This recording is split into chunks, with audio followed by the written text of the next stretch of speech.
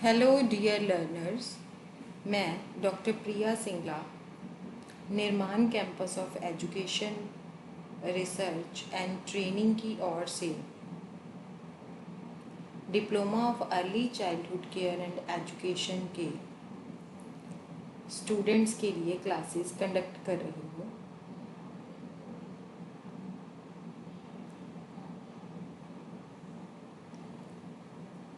जो students classes कई बार किसी वजह से नहीं कंडक्ट कर सकते हैं,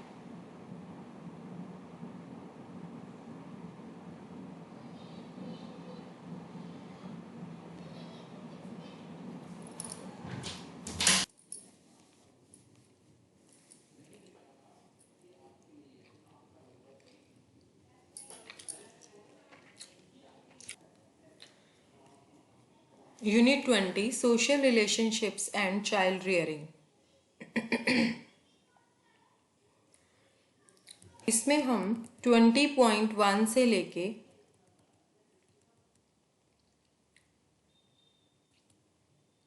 20.7 अग्रेशन तक पढ़ चुके हैं। आज की क्लास में हम एम्पैथी एंड एल्ट्रुइज्म वो देखेंगे।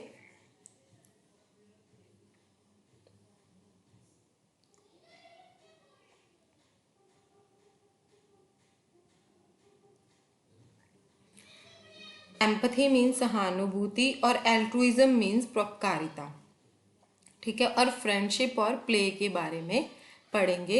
इससे पहले की जितनी भी आपकी क्लासेस हैं वो निर्माण कैंपस के यूट्यूब चैनल पर ऑलरेडी उपलब्ध हैं। वहाँ पर जाकर आप वो क्लासेस जो हैं वो देख सकते हैं। आपकी कन्वीनियंस के लिए मैं आपकी इस क्लास ख़त्म होने पर जो आपका डिस्क्रिप्शन बॉक्स होगा उसमें से आप उन सब के लिंक को कॉपी कर सकते हैं। अब हम स्टडी करते हैं एम्पैथी और एल्ट्रुइज्म, मतलब सहानुभूति और परोपकारिता के बारे में हम पढ़ेंगे। कहते कि आप पहले भी लास्ट ब्लॉक में एम्पैथी और एल्ट्रुइज्म के बारे में पढ़ चुके हैं। आप पढ़ चुके हैं कि कैसे कुछ टॉडलर्स जो थे वो एक पर्सन को हग करेंगे और किस करेंगे जो कि थोड़ा डिस्ट्रेस्ड, यानी कि जिसको थोड़ा बहुत स्ट्रेस हो। वो ये एफर्ट करते हैं कि वो उनको हेल्प करें।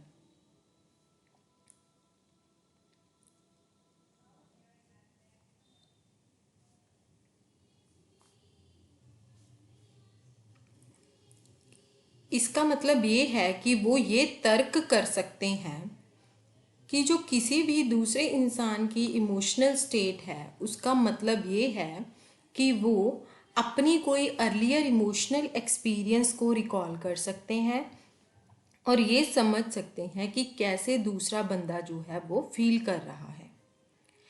वो इसीलिए ही अपने एक खुद के पर्सपेक्टिव के ऊपर ही लिमिटेड होते हैं। पर्सपेक्टिव मतलब संभावना, है ना। कोई भी पॉसिबिलिटी के ऊपर लिमिटेड होते हैं। ये डिसाइड कर रहे होते हैं कि क्या जो है वो इस स्ट्रेस वाले पर्सन को क्या चीज़ ऐसी है जो कि उनको कंफर्ट दे सके। मतलब जो टॉडलर्स होते हैं वो अपने तरीके से किसी भी स्ट्रेस पर्सन को कंफर्ट देने की कोशिश करते हैं, उनके इमोशनल स्टेबिलिटी को वापस लाने की कोशिश करते हैं। इसी तरह से अगर हम प्री स्कूल ईयर्स की बात करेंगे तो जो एक बच्चा है उसमें ये योग्यता होती है कि वो किसी दूसरे इंसान की तरफ से, उसके परिप्रेक्ष्य से जो है चीज़ों को देख सकता है और फर्दर अपने जो व्यूज़ हैं उसके लिए वो डेवलप कर सकता है कि मेरे क्या व्यूज़ हैं उसके लिए, और वो ये रिस्पॉन्ड करेगा ये करके कि क्या जो डिस्ट्रेस्ड पर्सन है उसको क्या पसंद है, मुझे उसके लिए क्या करना है। अब नीचे एक इंसिडेंट दिया हुआ है जो कि ये बताता है कि कैसे एक 5 साल की लड़की सलमा अपनी मदर की फीलिंग्स को समझती है और कैसे सेंसिटिवली वो उनके साथ डील करती है। सलमा की जो मदर थी वो बिल्कुल भी ठीक फील नहीं कर रही थी। सॉरी, वो बेड के ऊपर लेटकर रेस्ट कर रही थी। सलमा जो कि बाहर खेल रही थी वो अंदर आई। उसने अपनी मदर को ढूंढा तो उसने देखा कि मेरी मम्मा जो है वो बीमार दिख रही है। सलमा उनके पास गई, अपना छोटा सा हाथ उनके फोरहेड यानी के माथे के ऊपर रखा और कहा, आप बीमार हो? क्या आप बीमार हो? क्या मुझे पापा को बताना चाहिए? हम डॉक्टर को कॉल करेंगे, ओके? और वो कमरे से बाहर की तरफ भाग गई अपने पापा को ढूंढने के लिए। अपने नेबर हाउस में गई अपने पापा को ढूंढने के लिए। बट यहाँ पर क्या है कि जो प्री स्कूल का बच्चा होता है वो हर टाइम अपनी अंडरस्टैंडिंग को शो नहीं करता है। यहाँ पर बहुत सारे ऐसे एग्जाम्पल्स हैं या हम बोल सकते हैं इंसिडेंट्स हैं जब बच्चा बिहेव करता है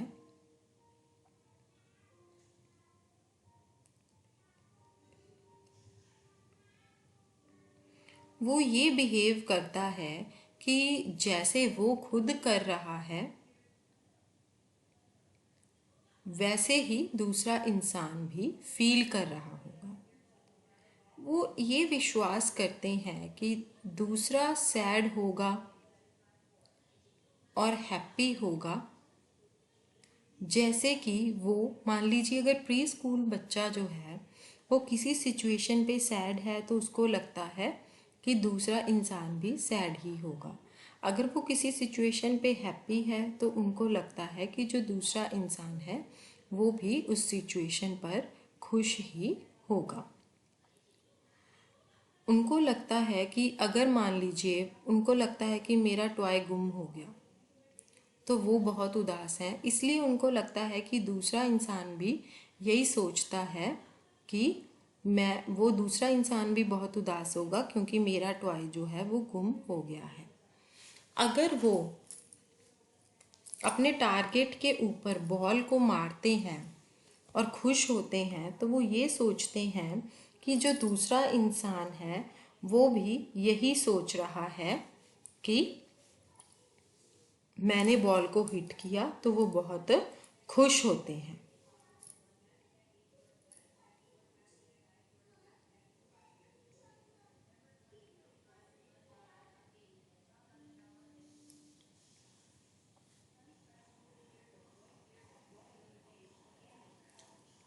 किसी दूसरे के पॉइंट ऑफ व्यू को देख के उसको लर्न करना ये एक बहुत ही स्लो प्रोसेस है और एक ग्रेजुअल प्रोसेस होता है। जैसे कि आप जानते हैं जब प्री स्कूल ईयर्स का बिल्कुल एंड होता है तो बच्चा जो है वो बहुत ही ईगोसेंट्रिक बन जाता है।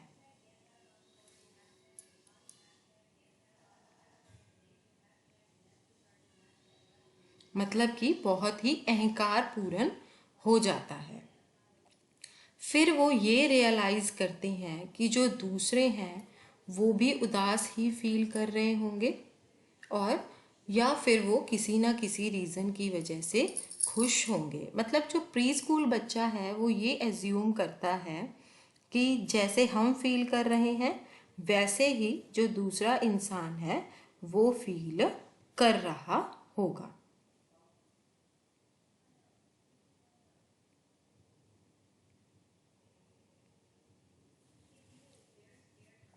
बॉक्स 20.2 में क्या है, development of empathy in later years.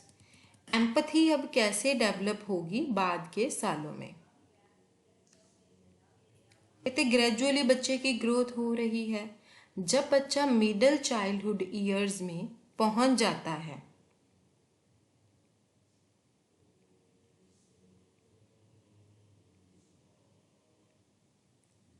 तब बच्चा किसी भी कॉन्ट्राडिक्टरी सिचुएशंस को, इमोशंस को एक ही बार में एम्पैथाइज कर सकता है। जैसे कि अब नीचे की एक एग्जाम्पल है, उसमें ये दिखाया गया है कि रामू और सुरेश जो हैं,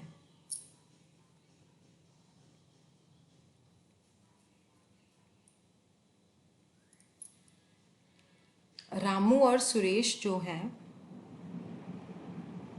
उन्होंने अली को चैलेंज किया कि वो पेड़ के ऊपर चढ़ जाए, जो कि उनके गांव में एक पॉन्ड यानी कि पॉन्ड के पास ग्रो हो रहा है।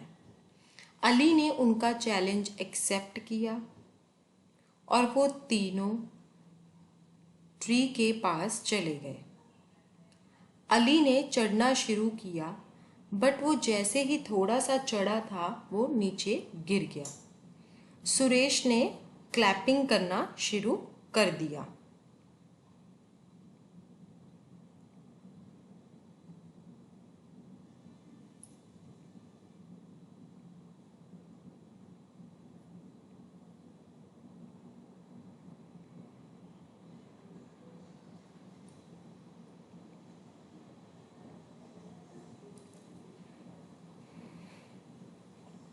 और उसने खुशी खुशी में जंप किया, ये दिखाने के लिए कि मैं बिल्कुल सही हूँ। पर रामू ने अली की तरफ मूव करना शुरू कर दिया उसको हेल्प करने के लिए।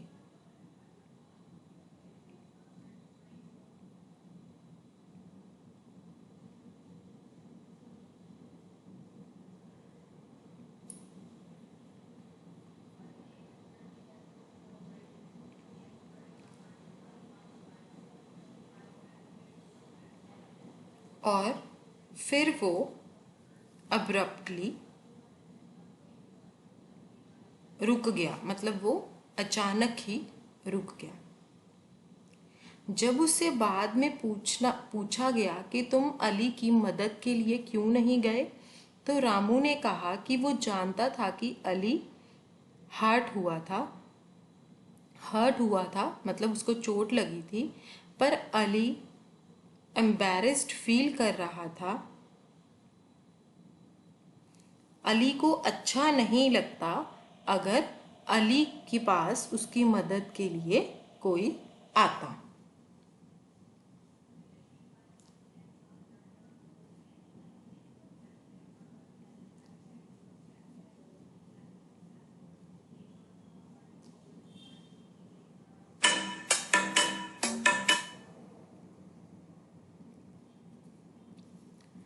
अब जब बच्चा मिडल चाइल्डहुड ईयर्स में आ गया है, तो उसकी जो शेयरिंग की अमाउंट है या हेल्पिंग की या कॉपरेशन की अमाउंट है वो इंक्रीज हो जाती है।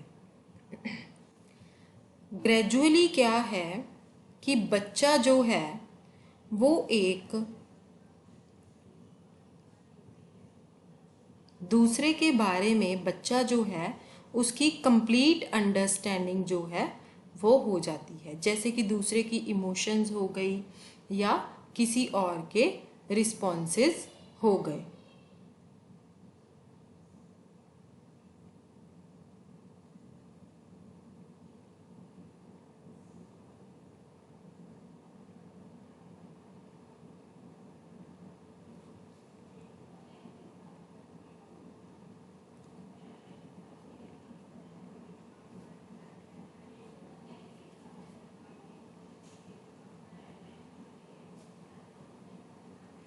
तो जब उनकी पूरी तरह से अंडरस्टैंडिंग बच्चा करने लग जाता है तो उनके लिए रिस्पॉन्स, तब वो रिस्पॉन्स जो करते हैं वो काफ़ी जटिल मतलब सबटल मतलब जटिल रिस्पॉन्स करते हैं।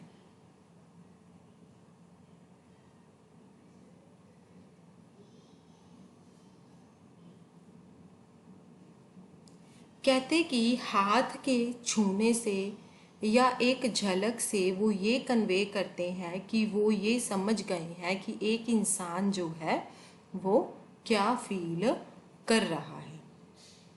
एक एडलेसेंट जो है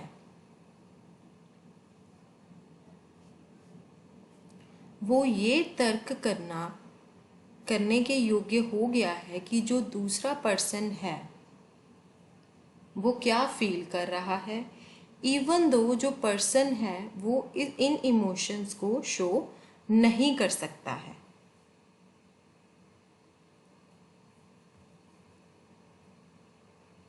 इसके बाद आता है fostering altruism and empathy. Altruism मतलब परोपकारी एंड एम्पथी मीन्स सहानुभूति। अब हमने इसको फोस्टर करना है, मतलब पोषक करना है या लालन पालन करना है, नरिशमेंट करनी है ना। कहती अब अग्रेशन के केस में क्या है, children differ markedly in the extent to which they show pro-social behavior.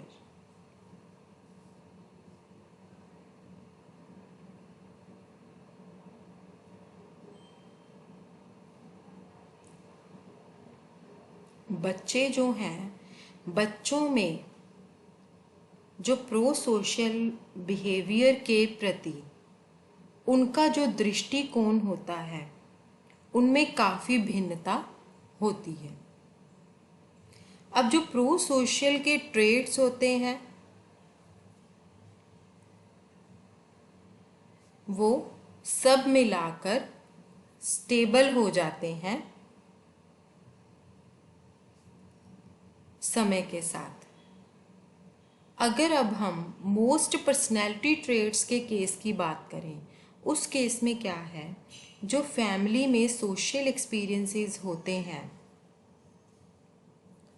The social experiences in the family determine the child's empathetic responses to a great extent.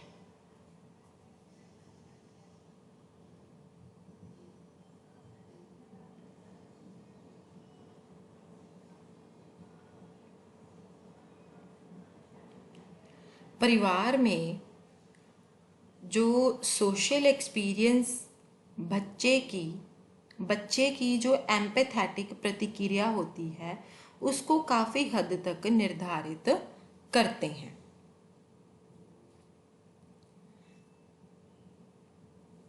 अब एक फैक्टर जो कि बॉन्ड अटैचमेंट है care giver के साथ, वो बच्चे का लाइफ के पहले साल में ही डेवलप हो जाता है।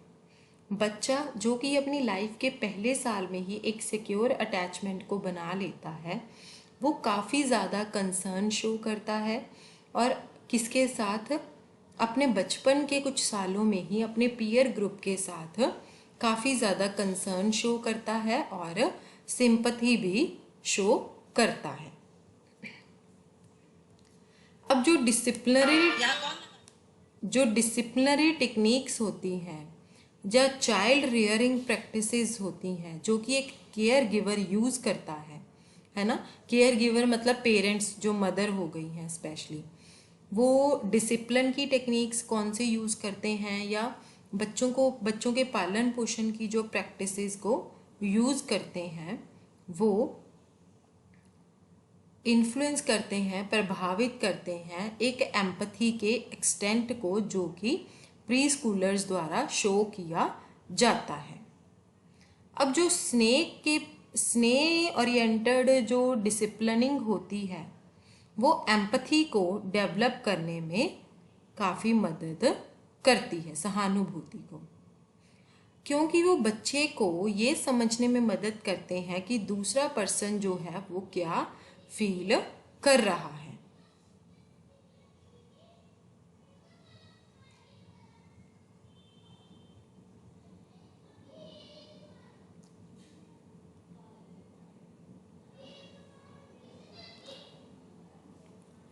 अगर एक बार बच्चा सहानुभूति को फील कर ले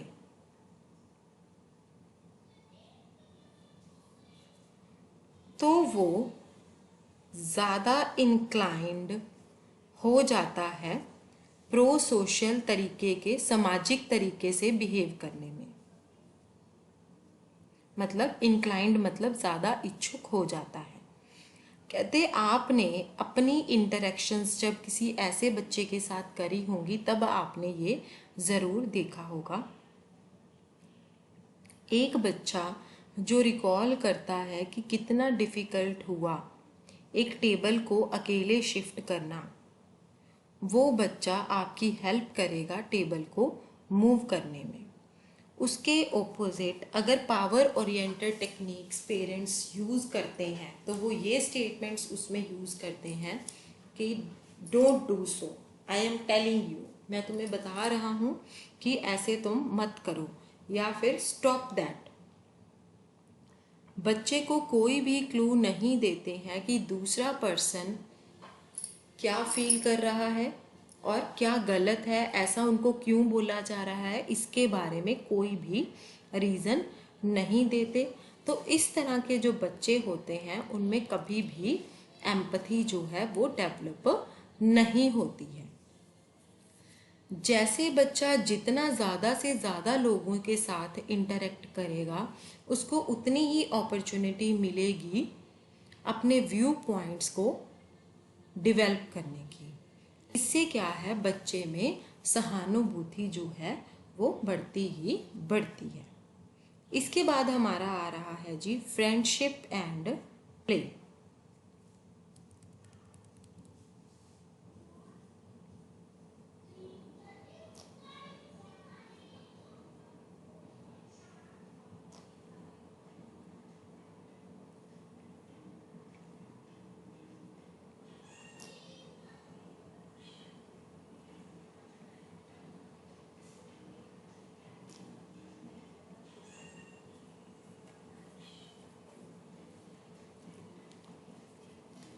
फ्रेंड्स और जो एज मेट्स होते हैं वो हमारी लाइफ का एक बहुत ही इम्पॉर्टेंट पार्ट होते हैं और उनका हमारी पर्सनैलिटी के ऊपर भी बहुत ज़्यादा प्रभाव पड़ता है। हम में से कई लोग ऐसे होते हैं जो अपने पीयर ग्रुप के साथ काफ़ी लंबे टाइम तक फ्रेंडशिप को निभाते हैं, है ना। जो कई बार ऐसे होता है कि हम चाइल्डहुड फ्रेंड्स भी बने रहते हैं, है ना। अब फ्रेंडशिप और प्ले जो हैं उनका आपस में भी बहुत अच्छा रिलेशन है। कहते कि फ्रेंड्स को बनाने के लिए खेलना बहुत ज़रूरी है।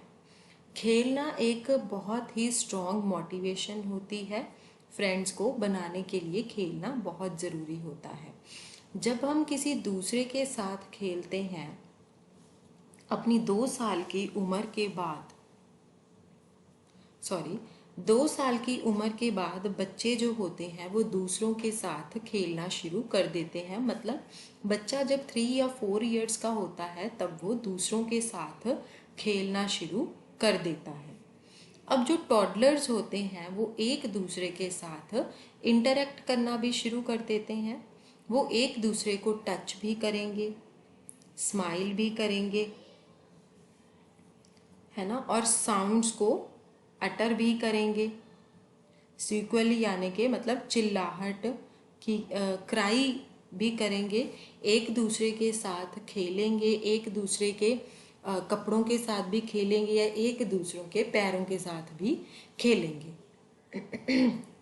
अगर उनमें से किसी एक के पास टॉय है तो उसके साथ बच्चों की जो इंटरेक्शन है वो लंबे टाइम के लिए बढ़ जाती है, क्योंकि बच्चे ये सोचते हैं कि इसके पास टॉय है, अगर हम इसके साथ खेलेंगे तो ये हमें अपना टॉय जो है वो दे देगा।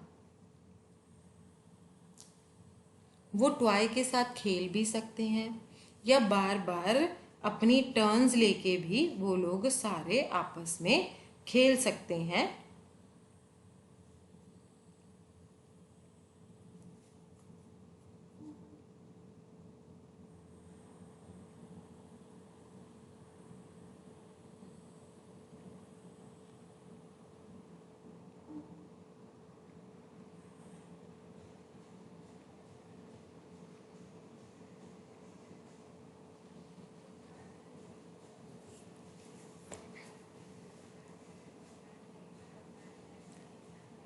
ये जो पहले की फ्रेंडशिप्स होती हैं ये ज़्यादा स्टेबल नहीं होती, मतलब जो अर्ली फ्रेंडशिप्स होती हैं जो बच्चा अपनी छोटी उम्र में 3 या 4 साल में बना लेता है, ये इवन कई बार क्या होता है, ये फ्रेंडशिप जो होती है वो नेक्स्ट डे तक भी नहीं चल सकती है ना। जैसे कि अपने बाद के जो पीरियड्स में जो फ्रेंडशिप्स होती हैं वो अपनी लॉन्ग टर्म तक चलती हैं, पर जो छोटे बच्चों की फ्रेंडशिप्स होती हैं वो कई बार नेक्स्ट डे तक भी नहीं चलती हैं। अब जो प्री स्कूल ईयर्स होते हैं,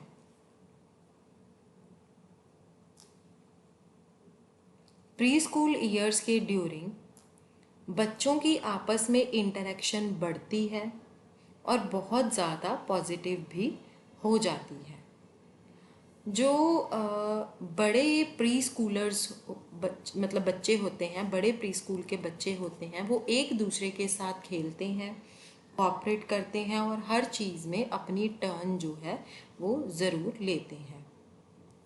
वो आपस में फ्रेंड्स भी बनाना शुरू कर देते हैं, एक दूसरे के साथ टाइम स्पेंड करना भी प्रेफर करते हैं, है ना। अपने पीयर ग्रुप के ज़्यादा क्लोज भी जाना शुरू कर देते हैं, कईयों के वो ज़्यादा पास भी नहीं जाते और ना ही उनके साथ फ्रेंडशिप करते हैं।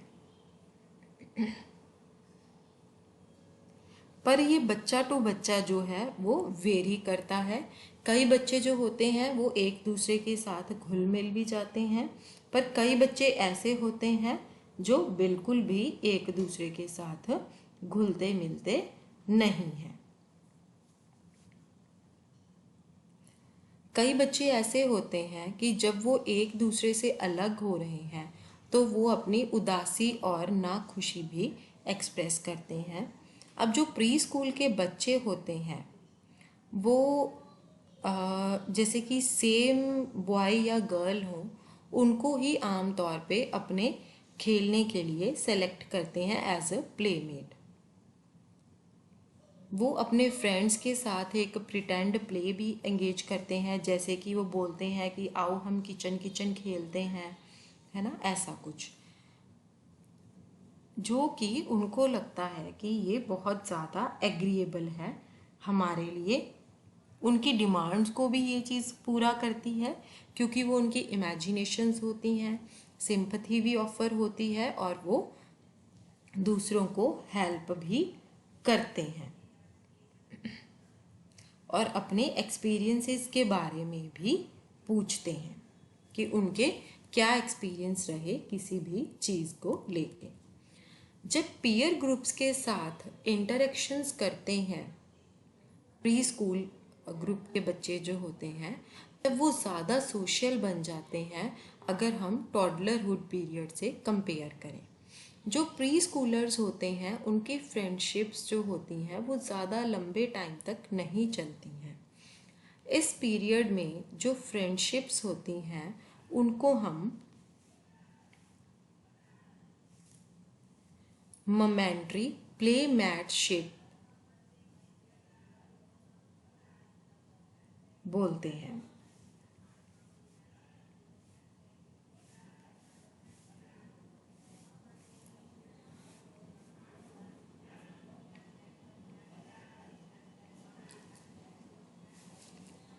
ये बहुत जल्दी बन भी जाते हैं फ्रेंड्स आपस में, जो प्री स्कूल के बच्चे होते हैं, और बहुत जल्दी जो है अपनी फ्रेंडशिप को टर्मिनेट भी कर देते हैं। अब अगर हम 5 और 7 साल के बच्चों की बात करें, एक फ्रेंड उनके लिए वो होता है जिनके साथ वो उस टाइम पर खेल रहे हैं। उनका ये व्यू फ्रेंडशिप को लेके उनका यही व्यू है। वो यही चीज़ आपके सामने रखेंगे जब आप उनसे पूछोगे कि लोगों को आप फ्रेंड्स कैसे बनाओगे या लोग आपके फ्रेंड्स कैसे बन सकते हैं।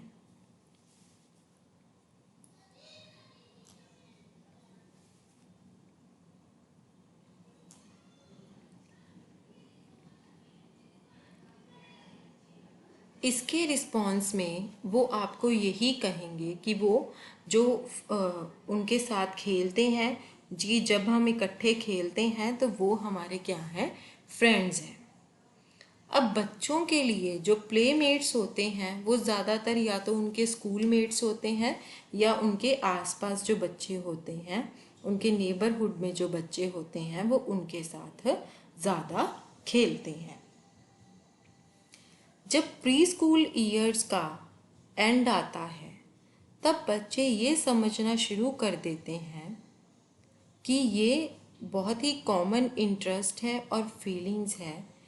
ये सिर्फ चीज़ें ही नहीं हैं जो कि फ्रेंड्स को एक साथ रखती हैं, वो ये समझते हैं कि ये उनका इंटरेस्ट है और ये उनकी फीलिंग्स हैं दूसरों के लिए।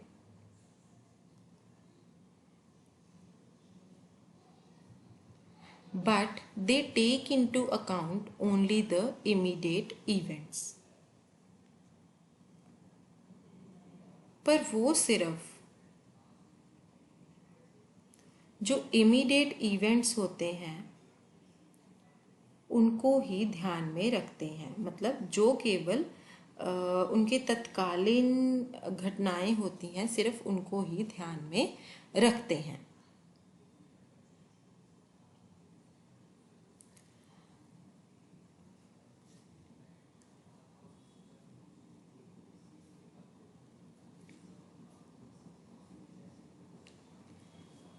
इसीलिए एक स्टेटमेंट सुनने को मिलती है, वो ये है कि वो मेरा अब फ्रेंड नहीं है क्योंकि वो नहीं करता जो मुझे चाहिए है।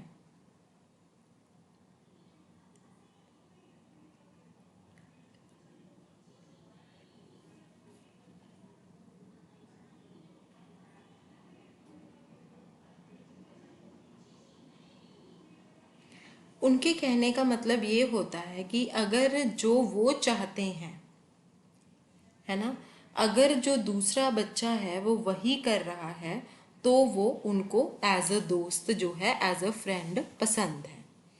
अब अगर हम मिडल चाइल्डहुड ईयर्स की बात करें, मिडल चाइल्डहुड ईयर्स में क्या होता है कि वो एक दूसरे के ऊपर ट्रस्ट करना शुरू कर देते हैं।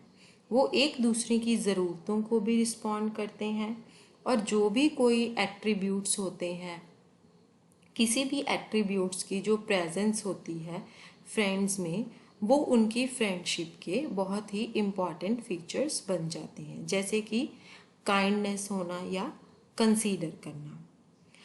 तो जो मिडल चाइल्डहुड ईयर्स होते हैं उसमें फ्रेंड्स क्या हैं, एक दूसरे को मदद करते हैं। एडलेसेंस में क्या होता है, फ्रेंडशिप का जो मतलब होता है वो बहुत ही डीप होता है। फ्रेंड्स एक दूसरे को समझते हैं और एक दूसरे की जो उसके उनके अंदर के थॉट्स या फीलिंग्स होती हैं वो एक दूसरे के साथ उनको शेयर ज़रूर करते हैं। अब ये कह रहे हैं कि वाई फ्रेंडशिप्स आर इम्पॉर्टेंट। कहते हैं कि जो फ्रेंड्स होते हैं वो बहुत ही इम्पॉर्टेंट फंक्शन होते हैं प्री स्कूलर्स का। सबसे इम्पॉर्टेंट क्या है, जो फ्रेंड्स होते हैं वो बच्चों को इमोशनल सिक्योरिटी देते हैं। जो बच्चा होता है वो ये फील करता है कि लोगों ने उसको एक्सेप्ट कर लिया जिनको वो पसंद करता है। दूसरी तरफ क्या है कि उनको लगता है कि उनके फ्रेंड्स वो करेंगे जो चीज़ें उनको पसंद हैं या वो चीज़ें जो वो करते हैं वही उनके फ्रेंड्स भी करेंगे। कोई भी अडल्ट जो है उसमें इतना पेशेंस नहीं होगा कि वो चेयर के नीचे से क्रॉल करे, कोई भी टेबल के ऊपर नहीं चढ़ सकता है, कोई भी वहाँ से जंप नहीं कर सकता है, कोई भी एक लेग पे खड़ा नहीं होगा और कोई भी सेम एक्टिविटी को 5 बार रिपीट नहीं कर सकता।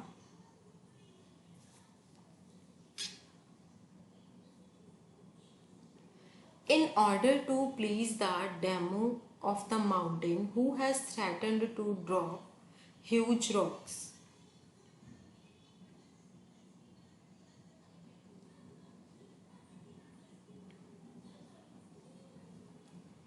पहाड़ के डैमों को खुश करने के लिए जिसने विशाल चट्टानों को गिराने की धमकी दी थी।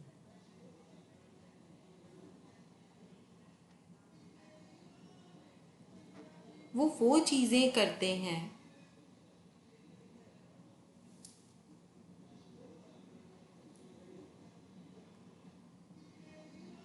वो चीजें करते हैं जिन चीजों को उनको ज्यादा अकेले करने में मजा आता है।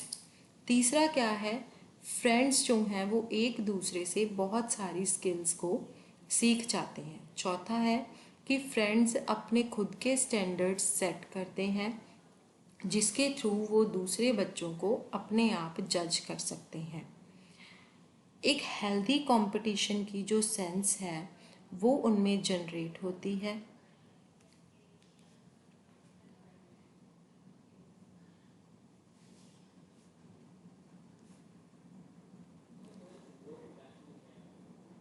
Spur the child to develop many skills, मतलब बच्चे को प्रेरित किया जाता है ताकि उसमें कई तरह की स्किल्स को डेवलप किया जा सके। जो फ्रेंड्स होते हैं वो बच्चों को अपने बारे में या अपनी एबिलिटीज़ के बारे में भी इंफॉर्मेशन जो होती है वो प्रोवाइड करते हैं। ये जो सारी चीज़ें होती हैं ये उनको हेल्प करती हैं बच्चों को अपना एक खुद का कंसेप्ट बनाने में। फिफ्थ क्या है, फ्रेंडशिप क्यों इम्पॉर्टेंट है, कि जब अपने पीयर ग्रुप के साथ बच्चे इंटरेक्ट करते हैं तो उनकी सोशल और जो कॉग्निटिव डेवलपमेंट होती है वो और भी ज़्यादा जो है और भी ज़्यादा तेज हो जाती है। जब बच्चे अपने पीयर ग्रुप के साथ खेलते हैं या उनके साथ बात करते हैं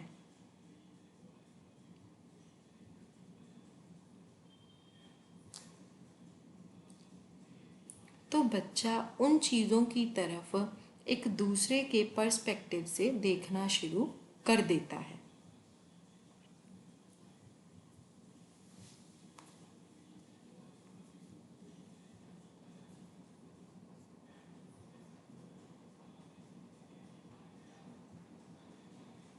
बार बार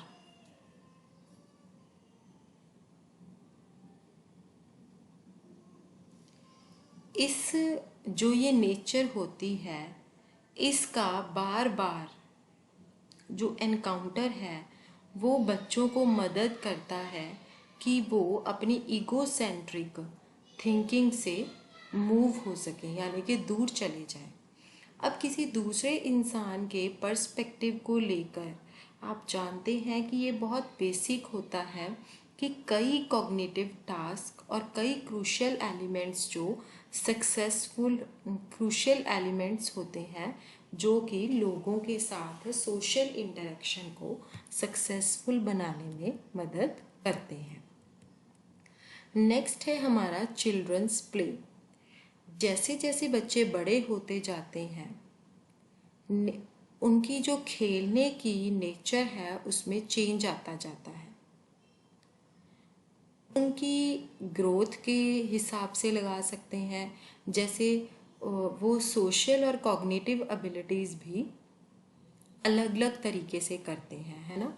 खेलने के नेचर में चेंज आना मतलब कि सोशल और कॉग्निटिव एबिलिटीज़ को ध्यान में रखते हुए उनके खेलने के नेचर में चेंज होता है। सबसे पहले हम ये देखते हैं कि कैसे जो खेलने की नेचर है वो कॉग्निटिवली बदल जाती है। जब बच्चा 2 साल तक की उम्र का होता है तब बच्चे की जो प्ले एक्टिविटी है वो ज़्यादातर सेंसरी मोटर होती है, मतलब बच्चा सेंसेस को भी यूज़ करता है और मोटर स्किल्स को, यानी कि छोटी छोटी स्किल्स को, जैसे मतलब बड़ी स्किल्स को, जैसे कि भागना, है ना, ऑब्जेक्ट को स्टैक करना, बीड्स को रैटल करना, चीज़ों को धक्का देना, बॉल को फेंकना, ऐसी कई चीज़ें। एक बार बच्चा जब थोड़ा सिंपलिकली सोचने लग जाता है तो वो मेक और बिलीव प्ले में भी अपने आप को एंगेज कर लेता है। ये सारी चीज़ें 2 साल के आसपास होती हैं। कहते कि अब आप जानते हैं कि जैसे जैसे साल बीतते हैं ये जो प्रिटेंड गेम्स होती हैं ये कम्प्लेक्सिटी में इंक्रीज हो जाती हैं, यानी कि कम्प्लेक्स हो जाती हैं।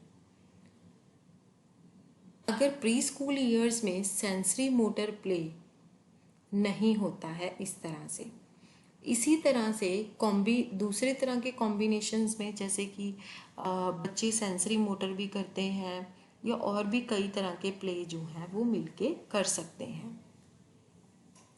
जो प्ले की नेचर होती है वो भी सोशल पॉइंट ऑफ व्यू से चेंज होती रहती है। अब जो टॉडलर्स होते हैं वो अकेले आमतौर पर खेलते हैं, क्योंकि गेम्स को खेलना अपने रूल्स के साथ, इससे क्या है उनकी कॉग्निटिव एबिलिटी बहुत मात्रा में उनको चाहिए होती है और सोशल स्किल्स भी चाहिए होती हैं।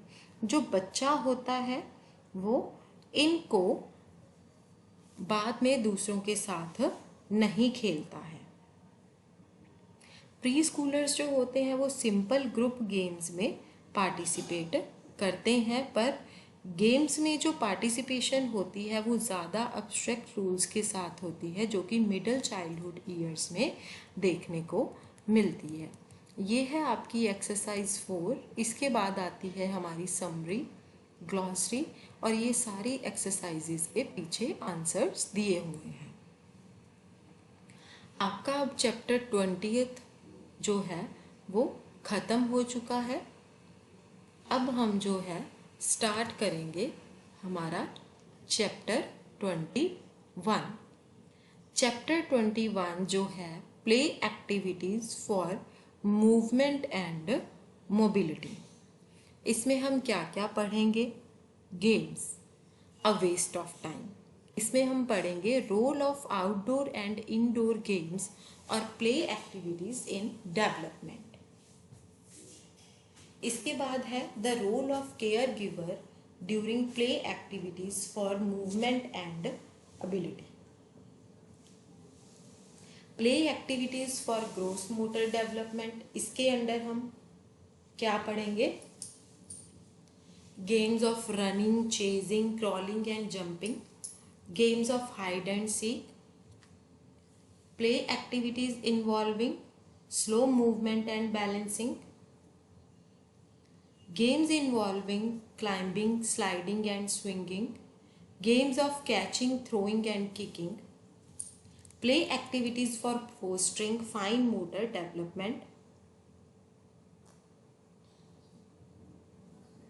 इसमें आती हैं हमारी stringing activities, activities using pebbles, beads and seeds, construction activities, play with water and sand, art activities, interrelatedness of learning experiences, place of activities for movement and mobility in the curriculum. सबसे पहले हम start करते हैं games, a waste of time.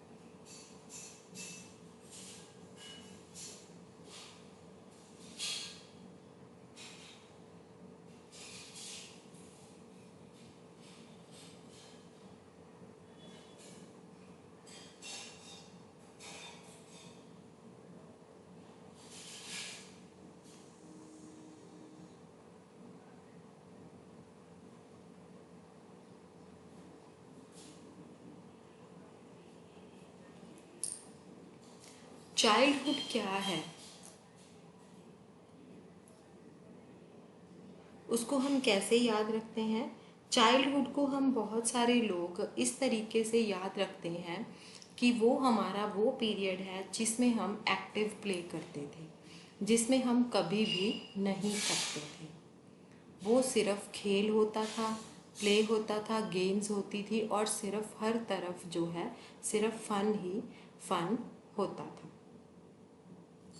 पर कई adults होते थे हमारे बीच में जो ये फील करते थे कि खेलना जो है सिर्फ वेस्ट ऑफ टाइम है।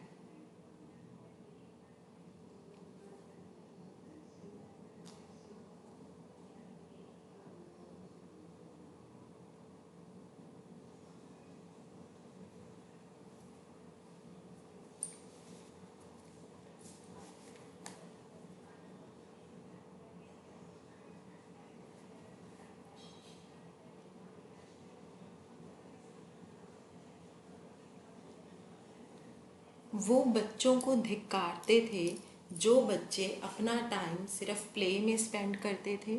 उनको बोलते थे कि कहते कि ये बेटर होगा अगर तुम अपना टाइम जो है कुछ ना कुछ लर्न करने में स्पेंड करो। इसीलिए वो बच्चों को प्ले टाइम से ऑफ कर देते थे और उनको किसी बिजनेस की फॉर्मल लर्निंग में लगा देते थे। हम भूल गए थे कि जो प्ले होता है वो बाद की लर्निंग का एक पाथ होता है, एक रास्ता होता है। बहुत सारे प्री स्कूल एजुकेटर्स ये कहते हैं कि शुरू में जो आउटडोर और इंडोर गेम्स होती हैं या फिर प्ले एक्टिविटीज़ होती हैं ये हमारे दिन का बहुत बड़ा हिस्सा होनी चाहिए। जब बच्चा प्री स्कूल सेंटर में को ज्वाइन करता है पहले वो एक नए सराउंडिंग के साथ अपने आप को एडजस्ट करता है। ठीक है, पहले क्या है वो काफ़ी लंबे टाइम के लिए टेबल वर्क के ऊपर कभी भी कंसंट्रेट नहीं करता है। घर से स्कूल जाने का ये जो ट्रांजिशन होता है वो टीचर के लिए भी काफ़ी ज़्यादा डिफ़िकल्ट हो जाता है कि किसी भी स्ट्रक्चर्ड लर्निंग एक्टिविटी को करवाना।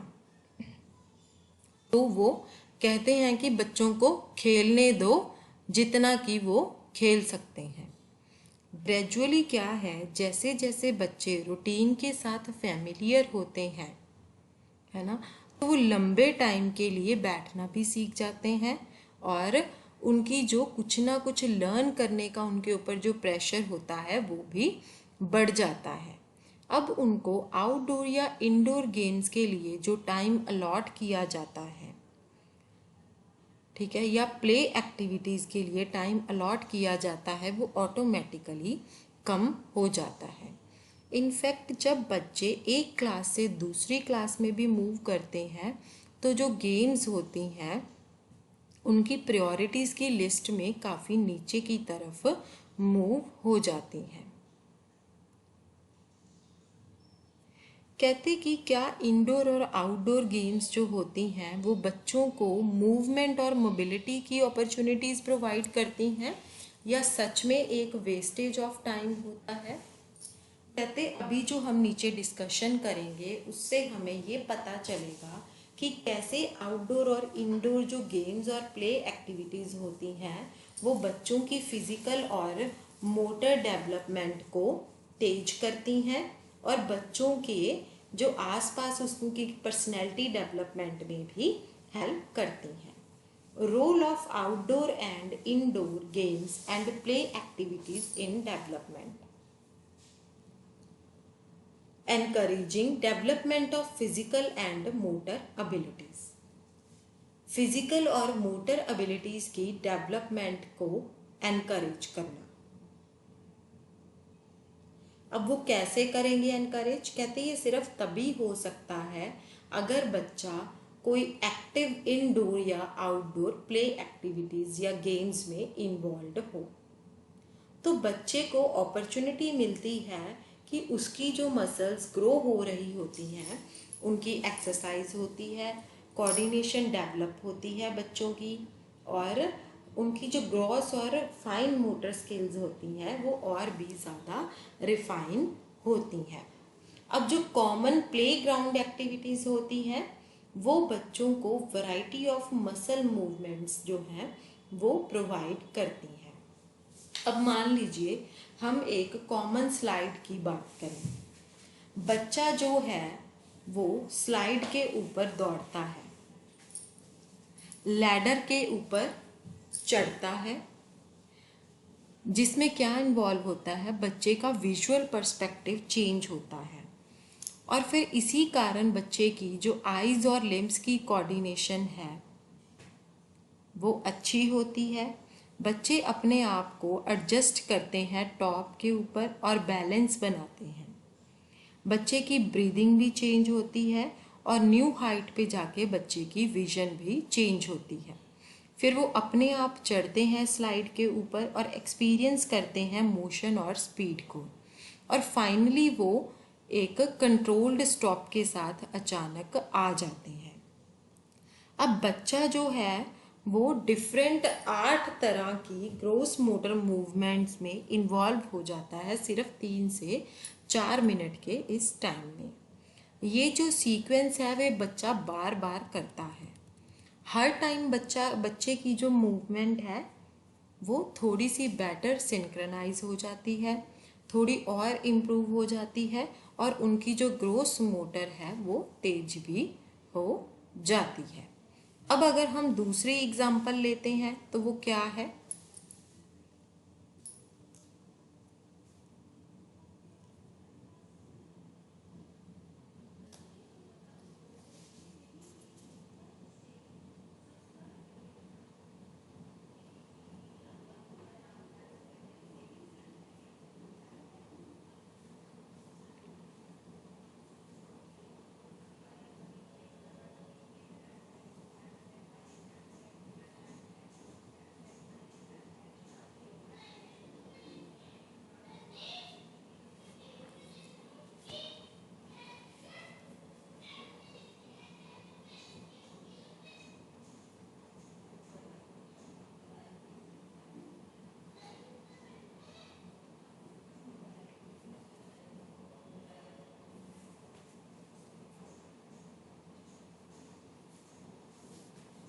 अब एक दूसरी एग्जाम्पल है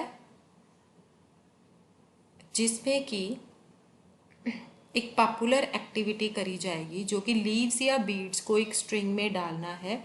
स्ट्रिंग में डाल के एक नेकलेस बनाना होगा। हर टाइम बच्चा एक बीड को उठाएगा और उसको स्ट्रिंग में डालेगा। इससे क्या है, बच्चों की जो रिस्ट की मसल्स हैं उसकी एक्सरसाइज होती है, कलाई जो होती है उसकी मसल्स की एक्सरसाइज होती है, हाथ की मसल्स की एक्सरसाइज होती है, फिंगर्स की मसल्स की एक्सरसाइज होती है और उनकी आई हैंड कोऑर्डिनेशन जो होती है वो रिफाइन होती है। ऐसे प्लेस जो होते हैं वो फाइन मोटर डेवलपमेंट में हेल्प करते हैं। जैसे बच्चा जो है वो चेस गेम को खेलता है, वो बैलेंस भी बनाता है और चढ़ता भी है, कैच करता है, थ्रो करता है, वो अपनी काफ़ी तरह की ग्रोस और फाइन मोटर एबिलिटीज़ को प्रैक्टिस करता है। कहते कि क्या ये गेम्स या प्ले एक्टिविटीज़ हैं इसको किसी और एक्सपीरियंस के साथ सब्स्टिट्यूट किया जा सकता है?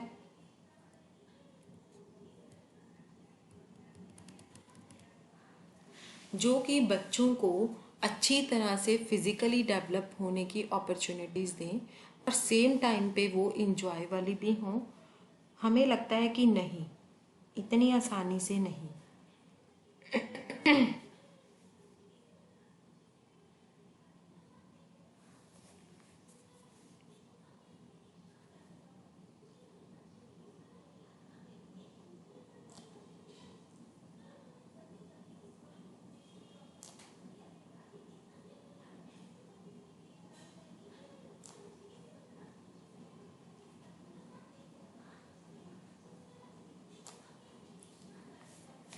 नेक्स्ट है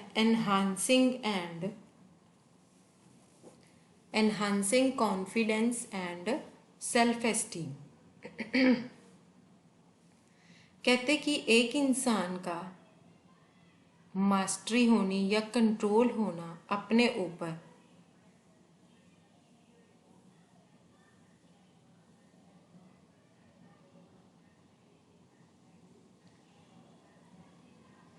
जो कि इनडोर और आउटडोर एक्टिविटीज़ को खेलने से आता है, जो कॉन्फिडेंस को जनरेट करता है और बच्चों में सेटिस्फेक्शन लाता है, जो कि उनको एक एडिक्वेसी की फीलिंग देता है और एक ये फीलिंग देता है कि बच्चे जो हैं वो चैलेंजेस के साथ कोप अप कर सकते हैं। आप जानते हैं कि जो सेल्फ एस्टीम और सेल्फ कॉन्फिडेंस होता है वो बच्चे के बचपन के शुरू के सालों में ही आता है, और ये बहुत इम्पॉर्टेंट है कि जो बच्चा है वो एक पॉजिटिव और मीनिंगफुल एक्सपीरियंस जो है वो ले सके। नेक्स्ट टाइम क्या है, आप एक प्लेग्राउंड में हैं, आप खुशी को नोटिस कर रहे हैं और बच्चों के चेहरे के ऊपर आप खुशी को और प्राइड को नोटिस कर रहे हैं, जबकि आप सक्सेसफुली नेगोशिएट करते हैं उनके ट्राईसाइकिल्स के ऊपर एक डिफ़िकल्ट टर्न को, या फिर एक ट्रिकी सीसॉ के ऊपर उनको बैलेंस करता हुआ देखकर।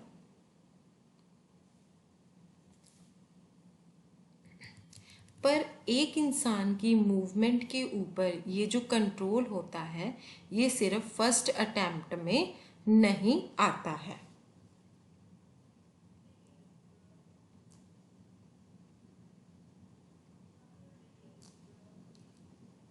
आप ये ऑब्जर्व कर सकते हैं कि कई बार एक बच्चे को एक पर्टिकुलर गेम खेलने के लिए इंसिस्ट किया जाता है, बार बार, एक दिन छोड़ के दूसरे दिन, तीसरे दिन, है ना, बाकी सारी चीज़ों को जो है उसमें से एक्सक्लूड कर दिया जाता है।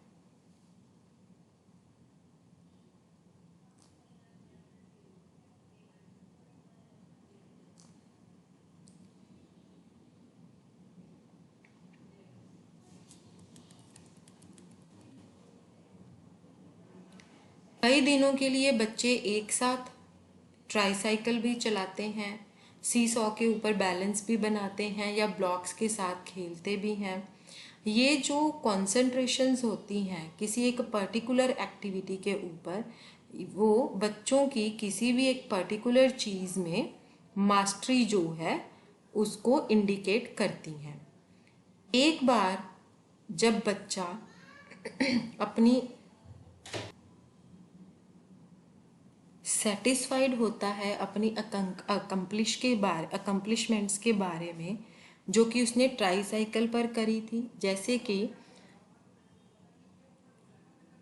वो मूव ऑन हुआ अपनी एबिलिटीज़ को ट्राई करने के लिए, या ट्राईसाइकिल के ऊपर फिर दोबारा से वो बाद में वापस आया ताकि वो और डिफ़िकल्ट वेरिएशंस को ट्राई कर सके। इसके बाद है बिल्डिंग कॉपरेशन। कहते हम सारे फैमिलियर हैं कि गेम्स में कॉम्पिटिटिव एलिमेंट्स होते ही होते हैं। जितने भी पार्टिसिपेंट्स होते हैं उनमें से सिर्फ एक ही जीत सकता है, चाहे रेस हो, चाहे बोर्ड गेम हो या एंड्योरेंस की कोई गेम हो, कोई भी चीज़ हो, सिर्फ एक ही जीत सकता है। पर क्या सच में ऐसा होता है? ये पॉसिबल है कि हर प्लेयर जीत सके कंपटीशन को अगर अवॉइड किया जा सके तो?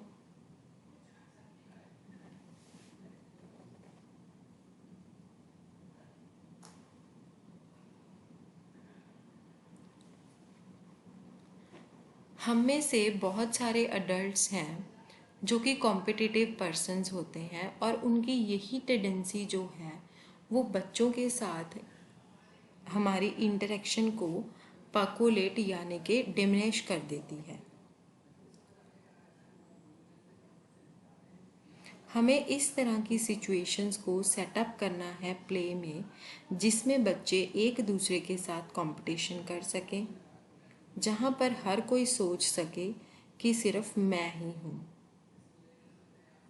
अपने बारे में ही सोच सके।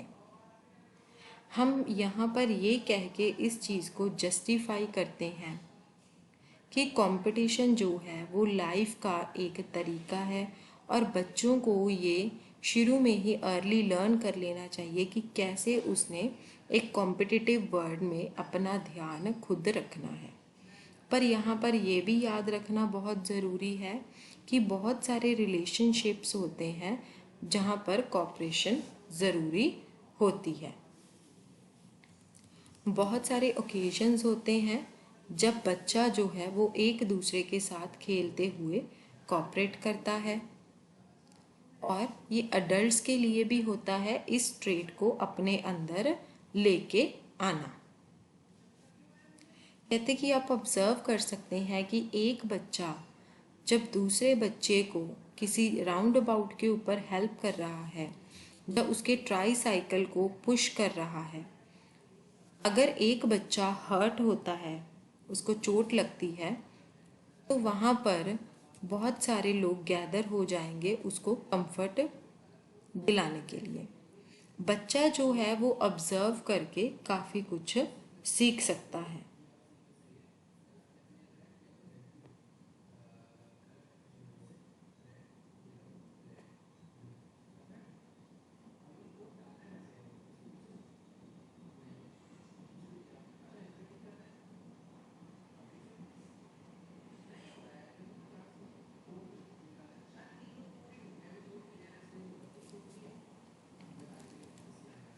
अगर वो किसी को कॉपरेट करते हुए देखते हैं तो वो भी बिल्कुल ऐसा ही करेंगे।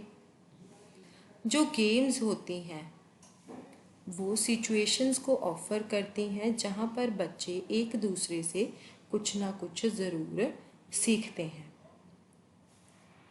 अगर कंपटीशन का प्रेशर होता है बच्चों के ऊपर तब ऐसा कुछ भी नहीं होता है। जो एजुकेटर है उसको एक रिलैक्स्ड सिचुएशन जो है वो क्रिएट करनी चाहिए जहाँ पर शेयरिंग और कोऑपरेशन हो सकती हो। इसके बाद है games have the potential to teach children many social veg.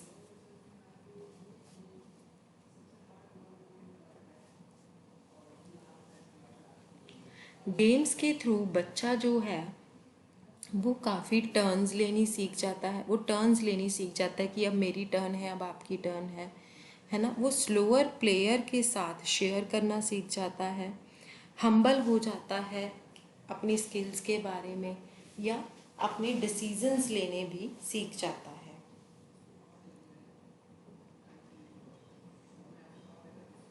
कहते कि वो ये भी सीख जाता है कि अगर ये किसी और की लाइकिंग है तो मुझे कैसे बिहेव करना है, ठीक है, या फिर फ्रेंडली होना, एक दूसरे की मदद करना, चीयरफुली भी मतलब लूज़ कर देता, कंफर्ट जो कि वो खो देता है, एनकरेज मतलब एक अच्छा प्लेयर बनना और शेयरिंग करना, है ना, कई पॉइंट्स के ऊपर आर्ग्यू करना, या फिर ये सीखना कि मेरी अब टर्न आ गई है, अब दूसरे इंसान की टर्न आ गई है, ऑनेस्ट होना, फेयर होना, वो सारी चीज़ें ये जो हैं वो सीख जाता है।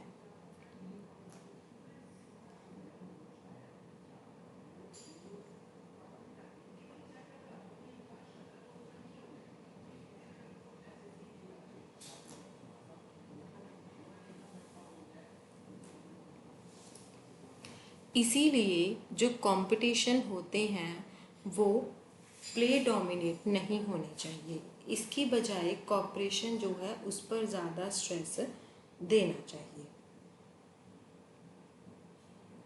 टीम गेम्स होती हैं जहाँ पर बच्चे जो हैं वो एक दूसरे के साथ खेलते हैं और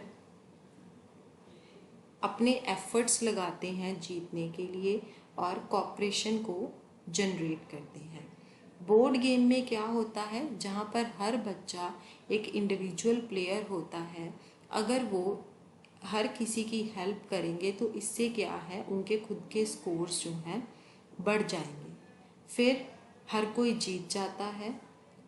इसकी बजाय कि इस पे एम्फेसाइज किया जाए कि सिर्फ हाईएस्ट स्कोर वाले को विक्ट्री मिलती है। रेस में अगर हर बच्चे को रिवॉर्ड मिले जो कि फर्स्ट आ रहा है तो उसकी इम्पोर्टेंस जो है वो कम हो जाती है। इसके बाद है प्रमोटिंग कॉग्निटिव लर्निंग। जो गेम्स हैं वो बच्चे की कॉग्निटिव एबिलिटीज़ की डेवलपमेंट को भी स्टिमुलेट करती हैं। जैसे हम डॉज बॉल की बात करते हैं गेम की, जो कि हम 5 या 6 साल के बच्चों के ग्रुप के साथ ऑर्गेनाइज करते हैं। इस गेम में 2 टीम्स होती हैं, एक सर्कल बनाती है और जो दूसरी टीम के प्लेयर्स होते हैं वो सर्कल के अंदर होते हैं। जो टीम सर्कल बनाती है उनको उन प्लेयर्स को हिट करना होता है जो सर्कल के अंदर बॉल के साथ होते हैं। ये होती है डॉज बॉल गेम। जो प्लेयर्स आउटर सर्कल में होते हैं उनको स्ट्रेटजी को डिवाइस करने की ज़रूरत होती है कि कैसे काम करना है और कैसे उनको बाहर निकालना है बॉल को हिट करके।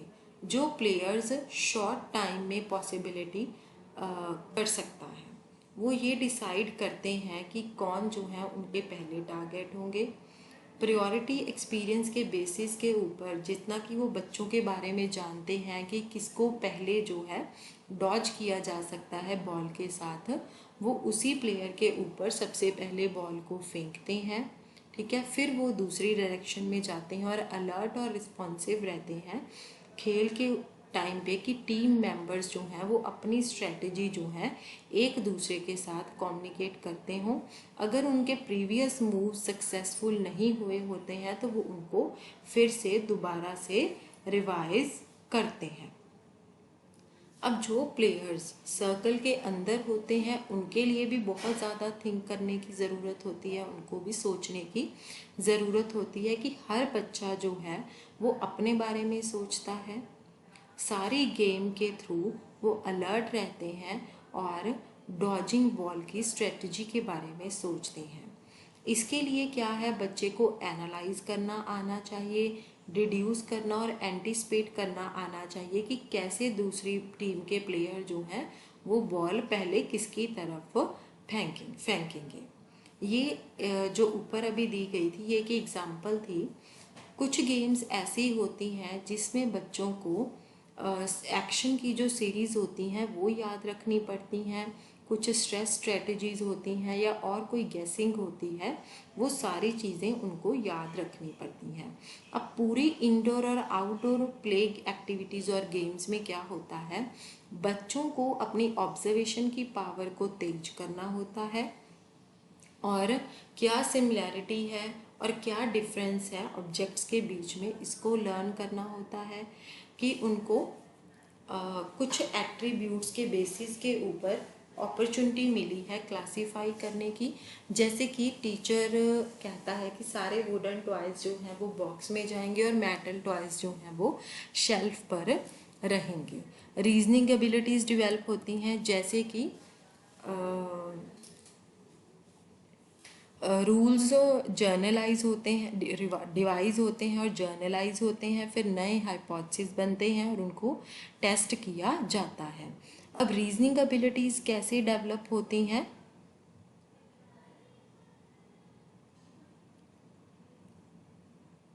कहते कि एक बच्चा जब वो साइकिल को प्रॉपरली नहीं चला पाता है पर काफ़ी बार बार अटेम्प्ट लेने पे वो किसी दूसरे बच्चे को पूछता है कि क्या तुम मुझे पीछे से पुश करोगे जब मैं राइड करूँगा।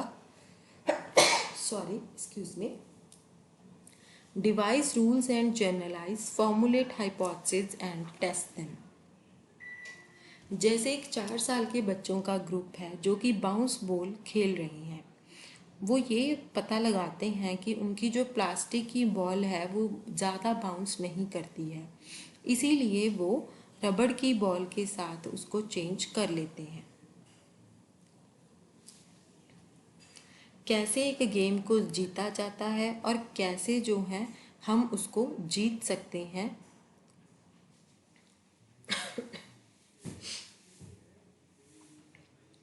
ये जो सब कुछ है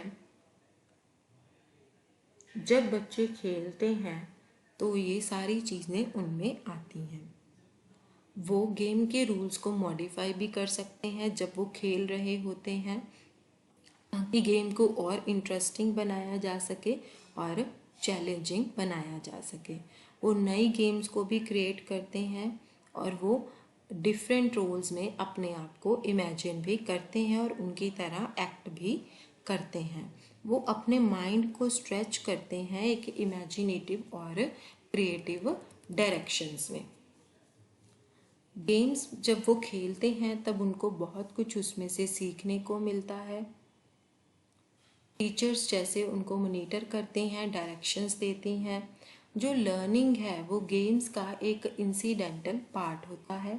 इंसिडेंटल क्यों होता है? क्योंकि जो प्लेयर्स हैं वो लर्निंग की इंटेंशन से गेम को नहीं खेलते हैं, वो अपने इंजॉय करने की इंटेंशन से गेम को खेलते हैं।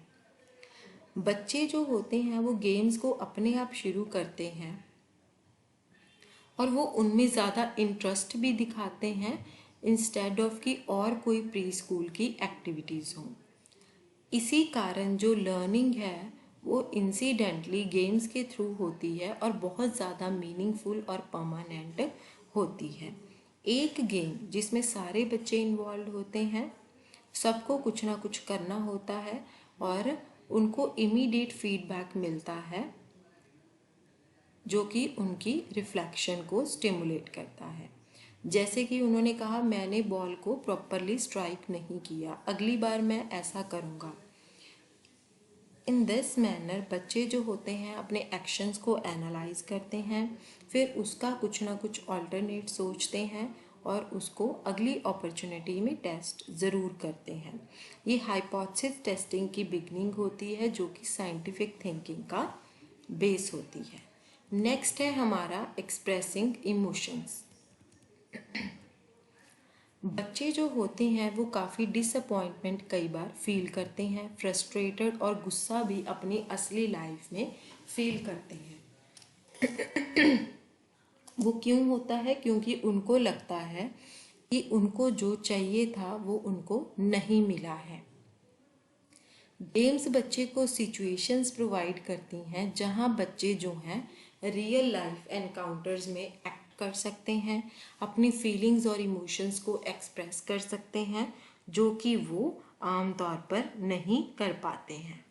बहुत सारी गेम्स ऐसी होती हैं जिसमें कि एक सेंट्रल प्लेयर होता है और बाकी के बच्चे होते हैं जो उसको फॉलो करते हैं।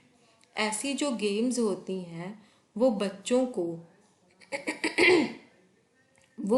को जो कि मेनली सेंट्रल प्लेयर होता है उसको एक लीडरशिप पीरियड के बारे में पता चलता है प्लेफुल फॉर्म में।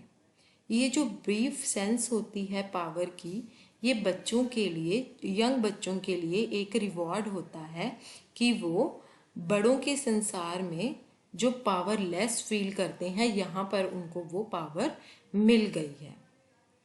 अब जो टाइमेड बच्चा होता है वो किसी भी आम एक्टिविटीज़ में अपने पीयर्स के साथ बात करता है, किसी भी प्ले सिचुएशन में उनके साथ बात करता है और टेम्परेरली कमांड भी देता है और दूसरों को इस लायक बनाता है कि जो वो चाहता है दूसरे भी उसी तरह से करें। गेम्स वो होती हैं जो हम बिना डर के खेल सकते हैं, बिना प्रेशर के खेल सकते हैं। इससे क्या है, हम में क्रिएटिविटी आती है और सोशल एक्टिविटी जो है वो भी हम में ज़्यादा आती है कि हम सोशली भी एक्टिव हो जाते हैं। इसमें क्या है, अंदर से हम कॉम्पिटिटिव नहीं होते हैं। बच्चा जो है, जो बच्चे इसमें बहुत ज़्यादा प्रेशर फील करते हैं कि कंपटीशन की वजह से कि ये कंपटीशन है, तो जो प्री स्कूल बच्चे होते हैं वो इसमें कोई भी कंपटीशन फील नहीं करते हैं। सॉरी। नेक्स्ट है हमारा the role of the care giver during play activities for movement and mobility. ये हम अपनी नेक्स्ट क्लास में पढ़ेंगे। आज की जो क्लास है वो हम यहीं पर ओवर कर देते हैं। Thank you dear students.